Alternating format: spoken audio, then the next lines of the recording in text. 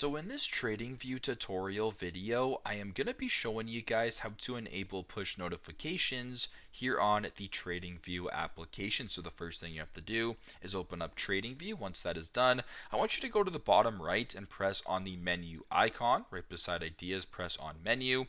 Once you're on the menu page here, simply go to the top right and press on the gear icon or the settings icon.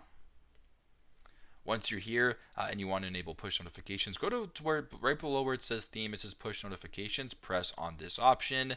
And now where it says notifications disabled, you aren't currently receiving notifications or alerts because they are disabled on your device. Simply go to enable in settings right here, and then you're going to be able to, enable push notifications for when someone follows your profile, when someone mentions you in an ideas comments, when someone comments on your ideas, etc. You can enable all the notifications for this through your settings. So super simple, super straightforward, but that is how to enable push notifications on TradingView.